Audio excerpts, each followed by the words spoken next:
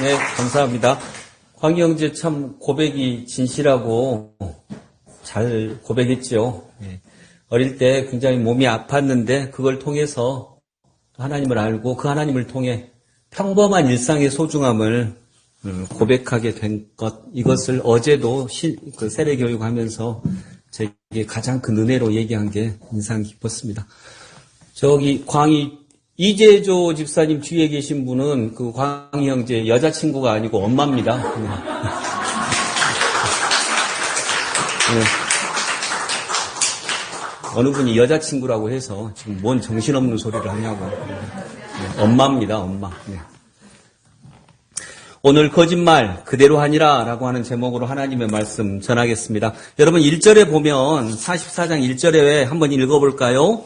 요셉이 그의 집 청지기에게 명하여 이르되 양식을 각자의 자루에 운반할 수 있을 만큼 채우고 각자의 돈을 그 자루에 넣고. 여기에 등장하는 사람이 한 명 있죠. 요셉의 청지기. 또 4절에도 그들이 성읍에서 나가 멀리 전에 요셉이 청지기에게 이르되. 오늘은 이 청지기의 관점에서 오늘 본문을 좀 이야기 설교로 나누어 보도록 하겠습니다. 청지기가 뭔지 알죠? 네, 관리인 중에 대표를 청지기라고 했었습니다. 관리인 중에 대표인데 이 청지기의 관점에서 오늘 말씀을 보겠습니다. 아빠와 5살 정도 된 어린 아들이 팔씨름을 합니다. 아빠는 온 힘을 다하는 듯 신음소리까지 냅니다. 그 몸의 흔들림은 정말 5살 아들과의 팔씨름에 젖먹던 힘까지 내는 것처럼 보입니다. 아버지와 아들의 팔씨름은 흥미진진합니다. 아버지가 당연히 이길 듯 하다가도 5살 먹은 아들이 다시 역전합니다. 그러다가 결국 5살짜리 아들이 건장한 아버지를 팔씨름에서 꺾고 큰 소리를 지르며 승리를 만끽합니다. 패배한 아버지는 통곡하듯 책상을 치며 억울해하지만 실은 회심의 미소를 아들 몰래 짓고 있습니다. 아들은 아버지를 이겨서 이겼고 아버지는 아들에게 성취감과 자존감을 주려고 하는 목표를 성취했기 때문에 이겼습니다. 나는 이집트의 무더운 시장통을 지나면서 이 흥미진진한 팔씨름 경기를 보았습니다. 아버지의 온 힘을 다하는 신음소리는 거짓말입니다. 그러나 또한 참말입니다. 참말인 거짓말, 거짓말인 참말. 이것이 진짜 거룩함입니다. 내가 이런 참말인 거짓말이 진짜 거룩하다라고 하는 것을 깨닫게 된 일이 하나 있습니다. 여러분, 나는 이집트의 국무총리인 요셉 카카의 집안 관리인입니다. 저의 이름은 굳이 밝히지 않겠습니다. 저의 이름보다 더 중요한 것은 내가 그분의 청지기, 즉 관리인의 대표자라는 것입니다. 저는 그것이 더 자랑스럽습니다. 요셉 카카는 세계 최강대국인 이집트의 국무총리입니다. 그냥 국무총리가 아닙니다. 바로 왕께서 옥새를 아예 맡기신 왕 같은 총리였습니다. 왕께서는 총리에게 모든 것을 위임하셨습니다. 반역하는 일이 아니라면 요셉 카카를 전적으로 믿고 의지하셨습니다. 그래서 요셉 카카의 권력은 왕과 똑같았습니다. 그의 한마디에 따라 사람이 죽기도 하고 살기도 했습니다. 나는 그런 분의 대표 관리인이었습니다. 그러나 요셉 카카는 보통의 권력자와는 또 달랐습니다. 그분은 왕 같은 권력을 가졌음에도 교만하지 않았습니다. 정말 겸손했습니다. 그분은 그것이 자신도 노예였고 억울하게 감옥에도 갇혀 보았기 때문에 종과 같이 낮은 사람들의 마음을 누구보다 잘 이해하기 때문이라고 하셨습니다. 그래서인지 그분은 종들에게도 존댓말을 쓰셨습니다. 세번역에 보면 존댓말을 쓴 것으로 나옵니다. 우리들의 상황을 잘 이해해 주셨고 어려움을 만난 하인들을 자신의 가족처럼 살펴주셨습니다. 지금까지 모신 주인 어른 중에 그런 분은 없었습니다. 그리고 그분은 무엇보다 정직했습니다. 그분이 거짓말을 말한들 왕 같은 권력을 가진 총리에게 누가 감히 뭐라고 하겠습니까? 그런데 저는 그분의 입술에서 부당한 말이나 거친 말이 나오는 것을 아직 듣지 못했습니다. 아닙니다. 딱 한 번 들었습니다. 총리 카카에 대해서는 우리도 모르는 것이 많습니다. 다만 총리 카카의 고향이 가나안이라는 것만 어렴풋이 들어 우리는 알고 있습니다. 그리고 그 땅에 아직도 사랑하는 아버지가 계시다는 정도만 들었습니다. 그런데 왜 그러시는지 모르겠는데 총리께서는 아버지를 굉장히 그리워하면서도 아버지를 찾지 않으셨습니다.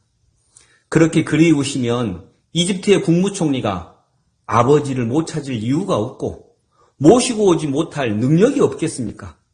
그런데 이상하게도 총리께서는 그리움의 눈물만 흘리시고 아버지를 모셔오라는 명령을 우리에게 내리지 않았습니다. 명령만 내리신다면 며칠 내에 모시고 올 수 있음에도 말입니다. 가끔씩 슬픈 기색이 있으시면 우리는 고향과 아버지가 그리우신가 보구나 하고 생각했습니다.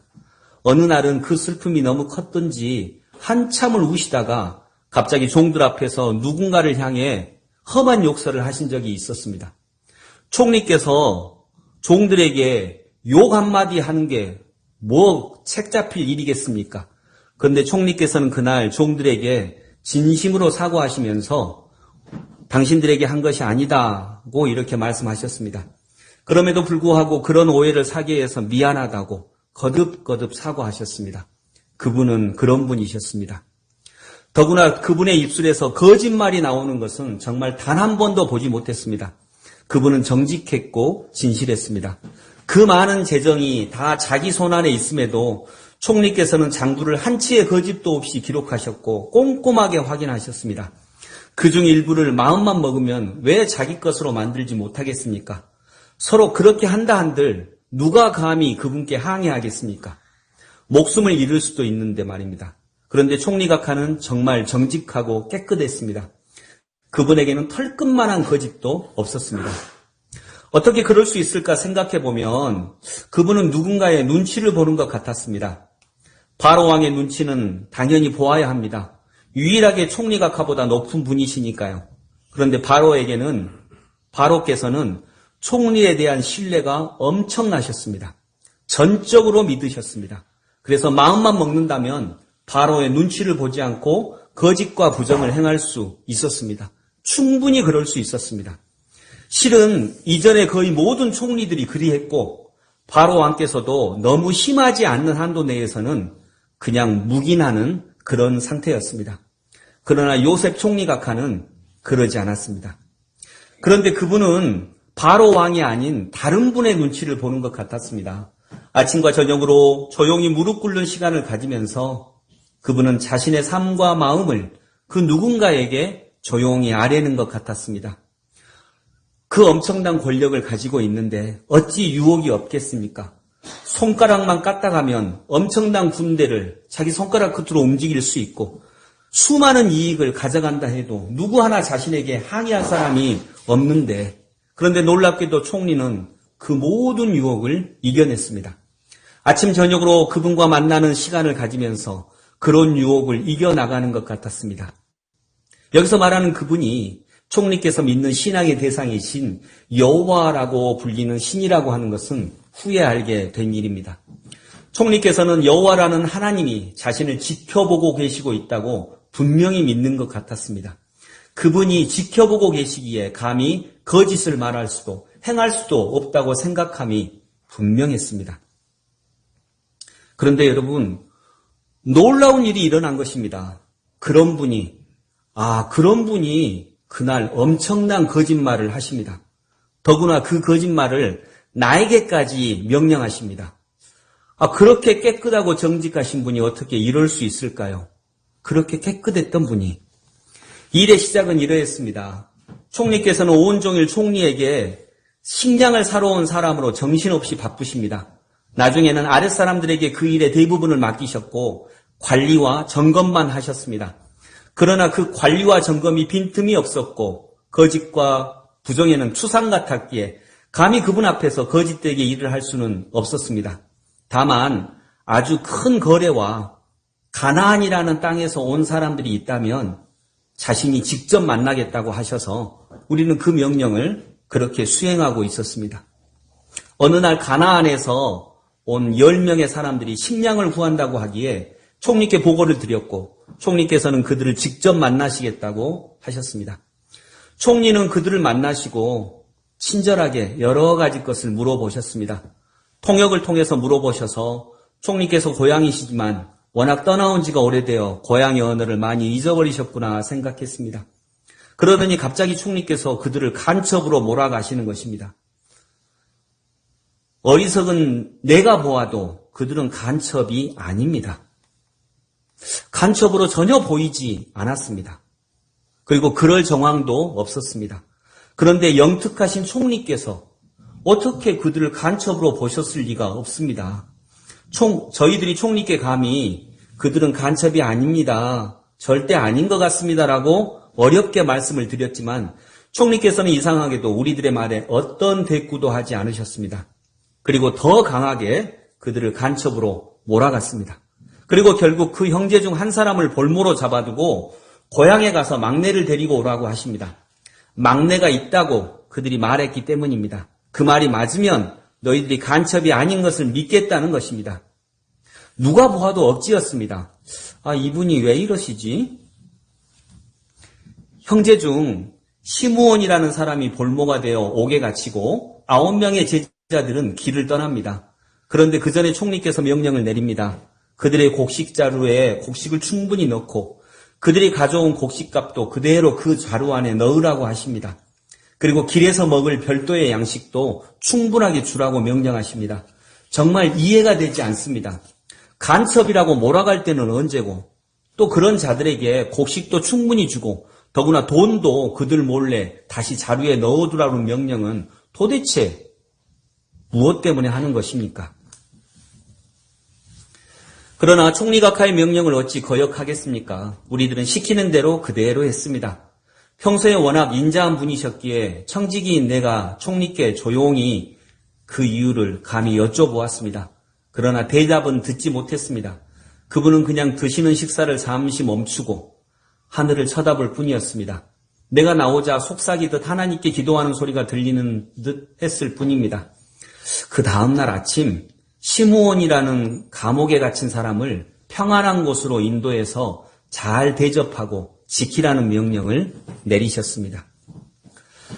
가나안으로 돌아간 그들은 쉽사리 오지 않았습니다. 그래서 우리는 정말 그들이 간첩인가 하는 생각을 하기도 했습니다. 간첩이 아니라면 오지 않을 리가 없는데, 그런데 그렇다면 볼모로 잡힌 시므온을 바로 문초하고 벌해야 하는데 총리는 시므온이라고 하는 이 사람을 여전히 평안하게 대접하라고 명령하셨습니다.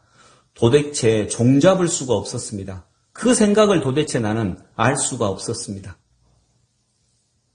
드디어 몇 년 만에 그들이 다시 돌아왔습니다. 그들이 말한 대로 베냐민이라고 하는 막내 동생을 데리고 온 것입니다. 그들은 간첩이 아니었던 것일까요? 그런데 의문이 하나 더 있습니다. 여러분, 뭔 의문이 있을까요? 그냥 읽은 거나 빨리 읽어라 그런 눈으로 쳐다보고 계시는데 뭔 의문이 있을까요? 그 형제들이 데리고 온 이 사람이 진짜 막내인지 어떻게 압니까? 그냥 돈을 주고 적당하게 한 사람 데리고 와서 우리 막내 동생이라고 한들 어떻게 총리께서 알 수가 있겠습니까? 그 막내 동생을 본 적도 없는데 말입니다. 그런데 그 사람들은 왜 이렇게 늦게 왔느냐고 하는 내 말에 아버지를 설득하느라고, 아버지께서 막내 동생을 보내지 않으셔서 아버지를 설득하는데 오래 걸렸다고 나에게 말했습니다. 나는 그 말을 듣고 정말 멍청한 사람들이라고 생각했습니다. 아무나 데리고 오면 될 것을 무슨 아버지를 설득하느라 이렇게 긴 시간을 허비했단 말인가. 또 총리께서는 그들이 막내 동생이라고 데리고 온 그 아이를 보고 진짜 막내 동생이 맞는지 당연히 확인을 해야 하지 않겠습니까? 여러 가지 것도 물어보고 형들과 막내를 분리해두고 여러 가지 것을 물어봐서 엇갈리면 그들이 거짓말을 하고 있는 것을 금방 알 수 있을 텐데 총리는 막내 얼굴을 그냥 한번 유심히 쳐다보더니 그 후로 아무것도 묻지 않으셨습니다. 간첩이라면서 저게 뭐 하는 거야? 저렇게 어리석은 총리가 아니신데 도대체 총리께서 왜 그러시지?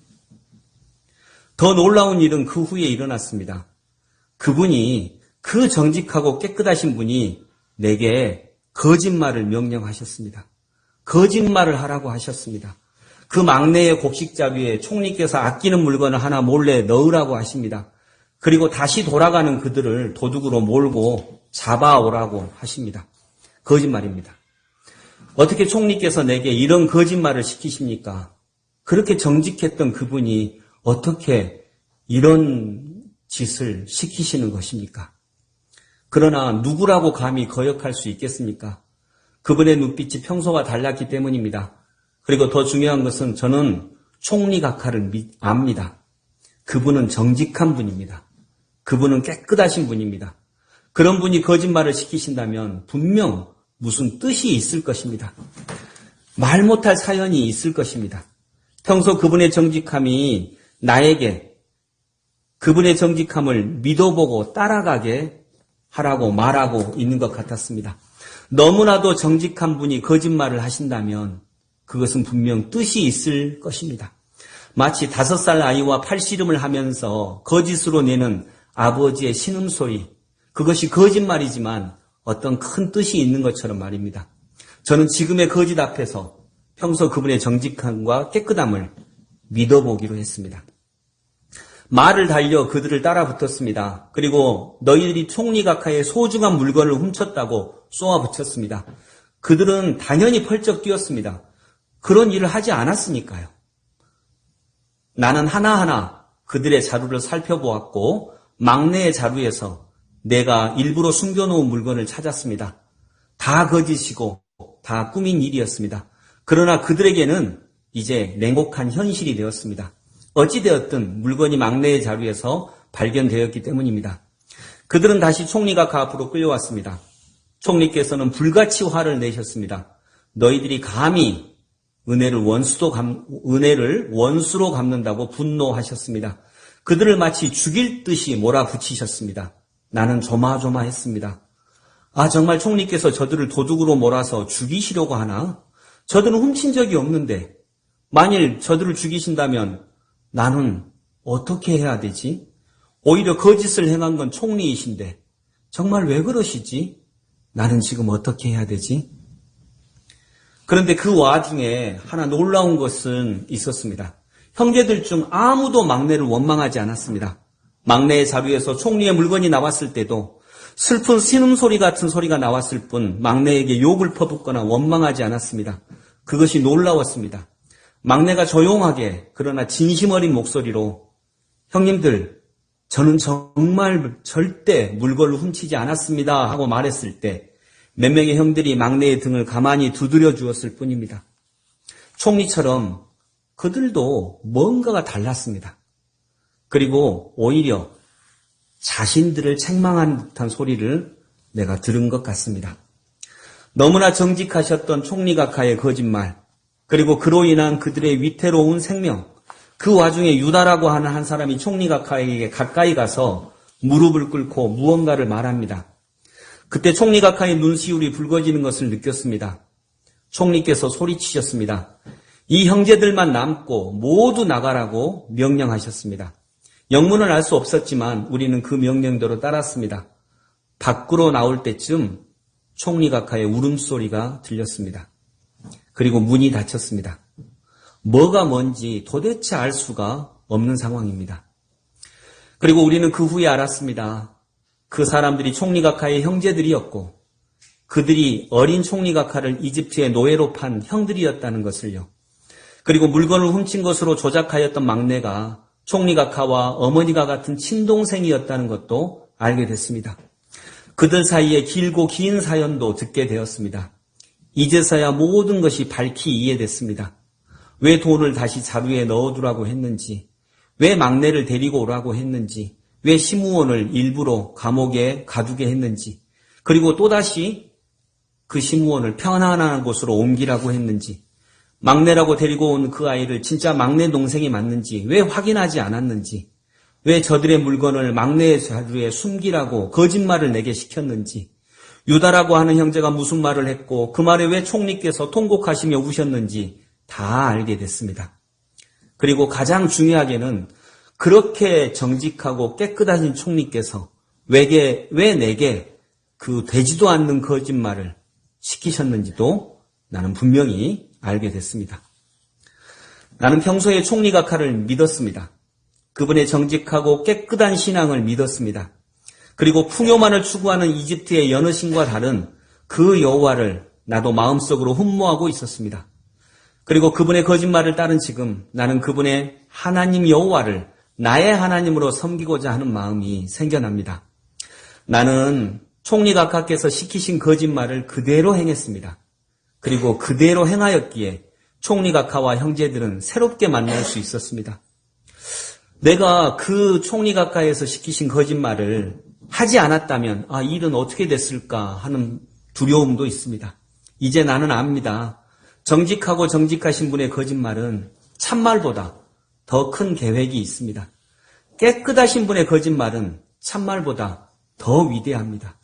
마치 5살짜리 아들과 팔씨름을 하는 아버지의 거짓 신음이 아들에게 기쁨과 성취감, 자존감을 주는 거룩하고 위대한 도구가 되는 것처럼 말입니다. 그래서 나는 앞으로도 그대로 행할 것입니다. 일상에서는 너무나 정직하고 깨끗하신 총리각하에 이해되지 않는 거짓말을 앞으로도 시키신다면 그대로 행할 작정입니다. 이 과정에서 총리각하의 뜻을 내가 이해할 수가 없을 것입니다. 그러나 내가 만일 이해되지 않는다고 해서 그분의 뜻을 거스렸다면 이 형제들은 만날 수 없었을 것입니다. 그분의 이해되지 않는 명령을 그대로 행했습니다. 그래서 이해하는 것보다 더 놀라운 일을 만났습니다. 이해되면 이해되기에 따르고 이해되지 않으면 그냥 그분을 믿고 따르겠습니다. 평소에도 거짓이 많은 사람이라면 그런 사람의 거짓 명령은 절대로 마음으로부터 따를 수 없을 것입니다. 그러나 평소 총리각하는 정직하고 깨끗하신 분이었습니다. 그런 분의 거짓말은 참말보다 더 위대합니다. 그런 분의 거짓말은 참말보다 더 거룩합니다. 그래서 나는 앞으로도 그분께서 시키시는 대로 그대로 따를 것입니다. 총리각하께서 감히 이해할 수 없는 그분의 하나님이신 여호와의 말씀을 그대로 따르는 것처럼 말입니다. 하나님은 거룩하십니다. 여호와 하나님은 깨끗하십니다. 그런 여호와 하나님의 명령은 이해가 되면 이해가 되기에 따르고 이해되지 않으면 믿고 따라갑니다. 어쩌면 이해되지 않는 말씀이야말로 더 크고 놀라운 계획이 숨어 있을 것입니다. 여호와 하나님은 요셉 각하보다도 더 크신 분임을 저는 이제 알아가고 있습니다. 그래서 하나님의 이해되지 않는 말씀까지도 믿고 따라갈 것입니다. 44장 2절을 같이 읽습니다. 같이 읽어봅니다. 또 내 잔 곧 은잔을 그 청년 자루 아귀에 넣고 그 양식값 돈도 함께 넣으라 하며 그가 요셉의 명령대로 하고. 아멘. 여기 나오는 그가 요셉의 명령대로 하고 또 4절에 그대로 따르고 이 구절에서 오늘의 설교를 제가 착안을 했습니다. 여러분, 이야기는 이대로 마치지만 하나 두려운 것은 있습니다. 그럼 거짓말도 다 따라야 하나? 그 말은 아닙니다. 그 거짓말을 하는 사람이 누구인지 보고 따라야 됩니다. 어떤 한 분이 말은 자기가 해놓고 괜히 MBC에다가 그 악의적으로 조작했다고 하는데 여러분 이 정도 되면 사람이 아닙니다. 사람이 아니에요. 자기가 터진 입으로 지가 말해놓고 남한테 덮어씌우고 거짓말을 할 수도 있죠. 실수할 수도 있죠. 그런데 걷다 덮어씌워버리면 그때부터는 악마가 되는 것입니다. 근데 계속 거짓말해야 되고 계속 때려잡아야 되니까요. 걷다 이제 권력까지 있으니까. 그 정도 되면 사람이 아니죠. 자기가 말해놓고 그거 막 덮어씌우고 그러면 안 되죠. 지지하시는 분은 미안합니다만은 그 건은 그래요. 진짜로 이건 말이 안 되는 거잖아요. 그런 거짓말을 따르라는 말은 절대 아닙니다. 그 정도는 구분하실 수 있겠죠. 여러분 장발장이 그 성당에서 이렇게 감옥에서 나와서 너무 먹을 것이 없고 춥고 그러는데 미리엘이라고 하는 신부님의 사랑으로 이렇게 성당에서 하룻밤을 보내게 되죠. 그런데 그 성당에 은잔을 훔쳐가지고 도망을 갑니다. 그런데 또 경찰한테 잡혔어요. 그래가지고 거짓말을 합니다. 신부님이 주셨다고. 준 거라고. 그랬더니 이제 경찰이 데리고 와서 신부님한테 확인을 받습니다. 진짜 이 사람이 이 은자를 들고 이렇게 잡았는데 신부님이 주셨다고 하는데 믿어지지 않아서 데리고 왔습니다. 진짜 신부님이 주셨습니까? 라고 하니까 그 소설 속의 미리엘 신부님이 그렇습니다. 내가 줬습니다. 그리고 형제요, 왜 이 은잔만 가져갑니까? 내가 이 은초대까지 분명히 주지 않았습니까? 하고 은초대까지 손에 담겨줍니다. 여러분, 그거 거짓말이거든요. 완전히 거짓말이거든요. 근데 미리엘 신부님 같은 사람이 하는 거짓말은 정말 위대한 참말보다 훨씬 위대합니다. 참말보다 훨씬 거룩합니다. 그리고 그 거짓말은 사람을 살립니다. 그러니까 여러분, 거짓말이냐 참말이냐 이것도 중요하지만 그 말을 하는 사람이 누구인가가 훨씬 더 중요합니다. 그래서 우리는 죄인의 거짓말은 우리 영혼을 더 파괴할 뿐이지만 의로운 사람의 예수 그리스도의 하나님의 어쩌면 거짓말 같은 그런 말들은 사람을 더욱더 살리는 것입니다. 여러분, 하나님의 말씀이 때로는 거짓말처럼 들릴 때가 있습니다. 어떻게 이게 이렇게 돼? 이루어지지 않을 것 같은 때가 있습니다. 그런데 거짓말처럼 그 말씀을 하나님이시기에 믿고 따랐을 때 우리는 거짓말처럼 일이 이루어지는 은혜를 누릴 수 있음을 저는 믿습니다. 우리에게 그런 믿음과 은혜가 있기를 원합니다. 여러분, 바위가 이렇게 엄청나게 큰 바위가 있는데 그 바위를 어떻게 옛날에는 지금이야 기계로 깨지만 옛날에 기계 없었을 때 막 몇천 년 전에 어떻게 깼을까요? 그거 막 석탄 만들고 그런 거 만들려면 이게 깨야 되는데 그 엄청난 바위를 어떻게 깼을까요? 그래서 청소년부터 물어봤더니 어떤 친구가 들어서 던진다고 하더라고요. 그래서 어떻게 드냐 그걸 또 어떻게 깼을까요? 얼음으로요? 어떻게, 그럼 여름에는 못 깨잖아요. 금방 자신의 잘못을 깨우쳐 주셔서 감사합니다. 어떻게 깼을까요?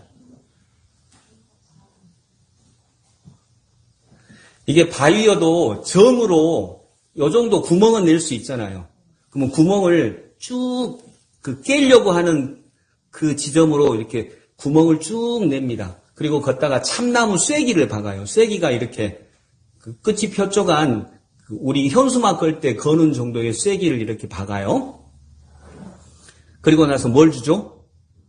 물을 줍니다. 그러면 나무가 수분을 먹으면 팽창하거든요. 며칠이 지나면 정말 바위가 쫙 갈라집니다. 여러분 믿어지나요? 이게 나무에다가 물 붓는다고 이게 어떻게 갈라져? 안 믿어지잖아요. 거짓말이잖아요. 거짓말처럼 들리잖아요. 하나님의 말씀이 우리에게 어쩌면 그렇게 들리는 겁니다. 나무에 물 붓는다고 바위가 갈라진다고? 어떻게 갈라져요, 그게? 거짓말처럼 들리죠. 근데 하나님의 말씀은 그래서 거짓말처럼 들릴 때도 있습니다. 그런데 거짓말처럼 들릴 때야말로 정말 우리가 한번 도전해 볼 만한 말씀인 줄로 믿어요. 정말 그렇게 해서 바위가 쪼개지거든요. 옛날에는 그렇게 쪼갰거든요. 그래서 여러분, 우리가 조그만 여기 앉아 계신 분들이 세상을 어떻게 바꿀까? 그냥 우리가 이렇게 하나님 앞에 이렇게 줄을 서는 거예요. 그리고 물을 붓는다는 게 이제 성령을 만나는 거죠. 성령의 은혜를 날마다 부음받는 거죠. 그러면 어느 순간 그 바위 같던 세상이 갈라질 것입니다. 그리고 하나님의 나라가 조금씩 확장되고 넓혀갈 것입니다. 말씀을 정리하면서 사랑하는 성도 여러분, 하나님의 말씀 앞에 그 말씀 그대로 행했던, 그대로 행할 수 있는 은혜가 있기를 원합니다. 요셉이 거짓말을 시켰을 때에, 그 거짓말이라고 하는 게 아니라 거짓말처럼 보이는 그걸 했을 때에 이 청지기가 요셉을 믿고, 우리 각하는, 총리 각하는 평소에 거짓말을 시키는 분이 아니야 라고 하는 걸 믿고, 이분이 무언가 뜻이 있겠지라고 하는 것을 믿고 의지했을 때 참말보다 더 크고 놀라운 일이 일어났던 것처럼 우리의 삶에도 여러분의 한 걸음 한 걸음에도 그런 하나님의 은총이 가득하시기를 소망합니다. 기도하겠습니다. 아버지 하나님,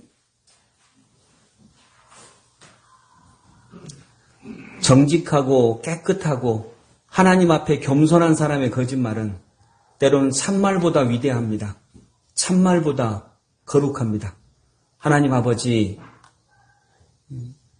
그 말을 오늘 청지기가 믿고 따르고 의지해서 거짓말 같은 일이 현실에서 일어났던 것처럼 우리에게도 하나님께서 말씀하실 때 믿어지면 믿는 대로 나아가고 믿어지지 않으면 이해가 되면 이해가 되는 대로 나아가고 이해가 되지 않으면 믿고 나아갈 수 있는 믿음의 사람들이 되게 하여 주옵소서.